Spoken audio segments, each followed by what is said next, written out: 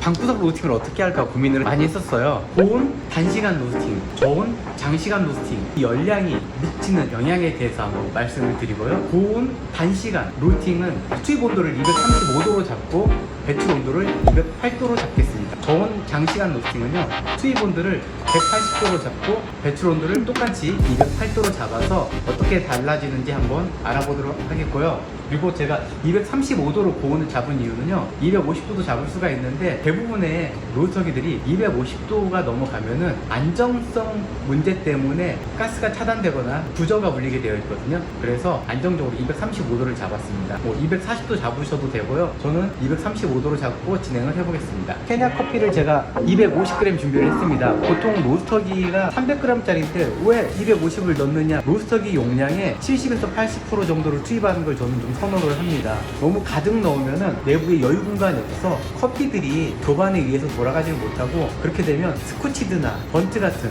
로스팅이 잘못됐을 때 나오는 현상들이 생길 수 있기 때문에 좀 더 여유롭게 이 커피들이 열량을 공급받을 수 있도록 로스팅을 진행을 해보겠습니다. 화면을 보시면은요, 에어 템포 온도하고 빈 템포 온도가 있습니다. 빈 템포 온도가 235도가 됐을 때 제가 투입을 할 거고요. 그 다음에 에어 템포 온도는 사실상 상관이 없습니다. 에어 템포가 어떤 거냐, 에어 템포는 위에 보시면 여기 댐퍼가 있거든요. 사이클론이 달려있는 이 댐퍼의 위치가 개방이 됐을 때 온도가 낮게 바뀌고요. 그리고 클로즈가 됐을 때 온도가 밖으로 빨리 빠져나가지 않고 드럼 내부에 머무르게 하는 그러한 역할을 합니다. 그래서 이 댐퍼를 너무 열고 로스팅을 진행을 하시면은요, 이 두 개의 온도가 안 올라갈 수가 있거든요. 그래서 50%에서 살짝 닿는 약 한 40% 정도로 설정을 잡아놓고요, 진행을 하면은 이 빈 템포 온도하고 에어 템포 온도가 지금 현재 제가 화력을 70% 사용을 하고 있는데요, 이 화력에 의해서 올라가게 되어 있습니다.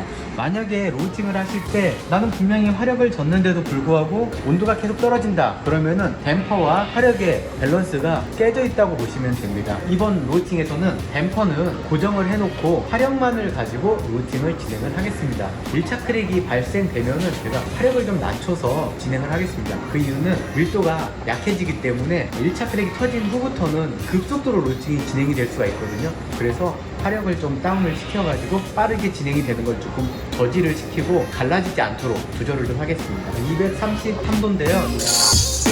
235도가 되면 투입을 하고 로스팅을 진행을 하겠습니다. 235도 로스팅 시작. 꼭 생두를 투입하시면요, 필터에 잔여 생두가 남아있는지 한번 이제 확인을 해주시는 게 좋습니다. 빈 템포 온도가 떨어지기 시작을 하거든요. 생두가 수분율을 많이 가지고 있고 또 일부는 차가운 생두이기 때문에 뜨거운 드럼 안에 들어갔을 때 드럼 안에 있는 지금 열량을 흡입을 하고 있어서 온도가 다운이 되고 있는 겁니다. 충분히 다운이 된 다음에 드럼 내부의 온도가 균일해지면 다시 상승하는 그러한 현상이 일어나는데요, 이러한 현상을 저희 보통 터닝 포인트라고 얘기를 하고 있습니다. 꼭 터닝 포인트를 체크를 해주시기 바랍니다. 저희가 투입한 케냐 커피는요, 터닝 포인트가 50도에 왔고요, 92도 정도, 지금 고온에서 투입을 해서 그런지 1분이 안 되는 시간에 지금 터닝 포인트를 찍었고요. 지금 190도가 됐는데요, 1차 크랙이 왔습니다. 3분 50초 후반이고요. 제가 화력을 좀 줄이겠습니다. 말씀드린 대로 제가 50% 정도를 줄이겠습니다.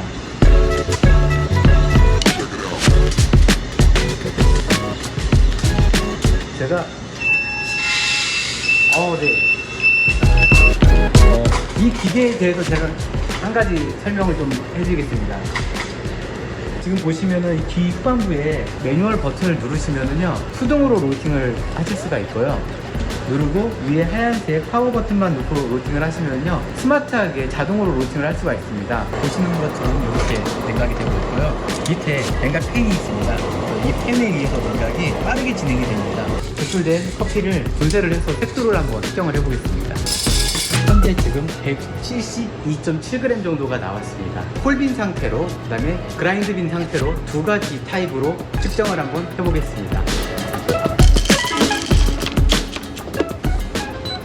61.9가 나왔고요. 다시 한번 해보겠습니다. 네, 61.9 하이라고 적혀있죠? 이 아그트론 수치는 높을수록 밝은 건가요? 아니면 낮을수록 밝은 건가요? 높을수록 밝은 거고요, 숫자가 낮을수록 어두운 겁니다.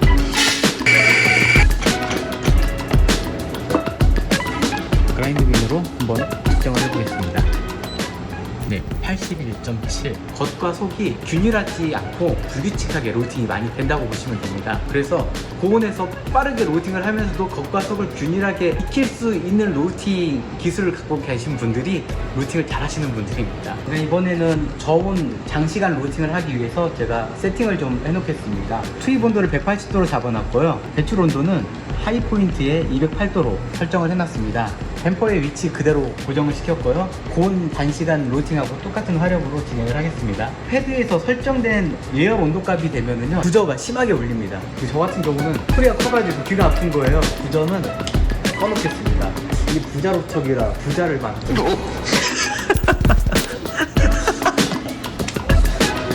지금 현재 177도 가리키고 있는데요. 생두를 호퍼에 담아놓고요. 180도 로스팅 시작. 그리고 한 번 더 확인해 주시고요. 그리고 보통 체프통이라고 하는데요. 체프통이 지금 뒤쪽에 보면 사이클론으로 해가지고 안에 있는 체프통이 하나 있고요. 이렇게 들어오는 이격이라는 게 있거든요.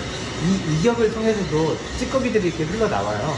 그 찌꺼기를 받을 수 있는 체프통이 또 앞쪽에 하나 있습니다. 로스팅이 끝나시고 나면은 꼭 이 두 개의 체프통의 체프를 비워주셔야지 다음에 로스팅 하시면서 화재 위험에 대한 예방을 하실 수가 있습니다. 그리고 로스팅 하실 때 지금 댐퍼를 저는 한 40% 정도로 고정해놓고 사용을 하고 있는데요. 이 댐퍼는 10%에서 100%까지 활용을 할 수가 있거든요. 될수록 30% 미만은 댐퍼를 닫아놓지 않고 로스팅을 하시는 걸 추천드립니다. 그 이유는 너무 많이 닫아놓고 로스팅을 하시다 보면은요, 화재 위험에 노출이 될 수가 있으세요. 예방을 위해서라도 댐퍼 위치는 꼭 30% 이상 사용하시기를 권장해 드립니다. 화력은요, 보시면은 0에서 100까지 조절을 하실 수가 있고요. 가스 게이지 화력하고 좀 달라요. 이게 전기 화력이라서. 안에 혹시 이게 보일지 모르겠는데요, 할로겐이 아닌 인덕션 코일을 사용을 하거든요. 이렇게 인덕션 코일을 사용하는 로스터기들의 특징이 초기 예열이 좀 오래 걸리고요, 탄력을 받으면 좀 빠르게 진행이 됩니다. 이러한 부분들에 대해서는 조금 인지를 해두고 로스팅을 해주시는 게, 지금 비온도 159도, 시간은 4분 23초 지나고 있거든요. 확실히 길게 가고 있죠. 지금 현재 6분 지나고 있고요.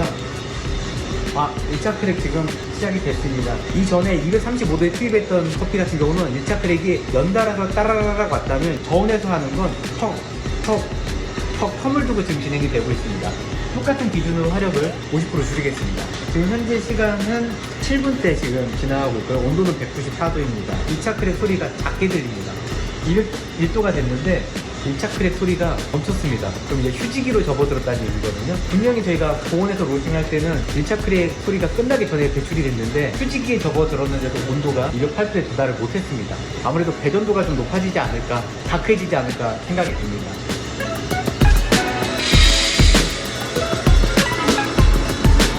지금 현재 8분 44초에 로스팅이 끝났습니다. 네, 한 2분 50초 정도 차이가 나고요. 확실히 그래프가 짧죠. 기울기가 가파릅니다. 이 그래프만 보시더라도 고온과 저온의 로스팅의 차이를 조금 느끼실 수가 있을 것 같습니다. 1차 팝은 어떻게 측정했을까요? 아까 누르셨어요? 아니요, 안 누르셨죠? 이거 자동으로 측정이 됐습니다. 전화로 여쭤볼까요? 라이브로 스피커폰으로 한번 진행을 하겠습니다.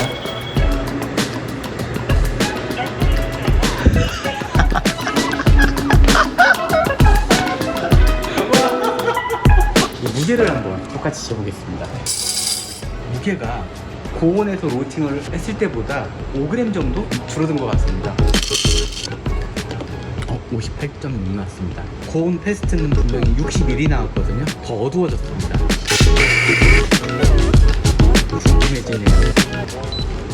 66.5 나왔습니다. 고온 패스트는 81이 나왔어요. 그라인드 빈에서는요. 근데 저온 장시간 로스팅은 66.5. 홀빈과 그라인드 빈이 편차율이 확실히 고온 단시간의 로스팅보다는 적습니다. 겉과 속이 조금 더 균일하게 로스팅이 된다고 말할 수가 있을 것 같습니다. 그러면 일반적으로 로스팅을 하실 때 그라인드빈과 홀빈의 아그트론 수치가 어느 정도 차이가 나나요? 국가대표 선발전이라든지 대회 때 준비를 하면서 맞추면은 홀빈과 그라인드빈의 차이가 10 안쪽으로 들어오게 됩니다. 잘 맞아 떨어질 때는 4, 5 이 정도 차이가 날 때도 있습니다. 최대한 그 간극이 적은 게 좋은 로스팅이라고 볼 수 있을까요? 커피는 취향이기 때문에 꼭 그게 간격이 좁아 좁아야지만이 좋은 로스팅이다 이렇게 말하기는 좀 그렇고요. 뭐 변화폭이 좁으면은 아무래도 커피가 좀 더 진하고 묵직하거나 아니면 바디감이 좋거나 이렇게 느껴질 수가 있고요. 겉과 속이 좀 편차가 나면은 약간 시트러스한 부분이 좀 강조가 되고, 그래서 고온과 저온으로 이렇게 보여드린 이유는 취향에 맞게끔 조금이라도 더 선택을 하실 수 있게 해드리기 위해서 제가 한번 오늘 로스팅을 해본 거거든요. 고온 단시간과 저온 장시간의 맛 차이는 어떤지 알아보도록 하겠습니다.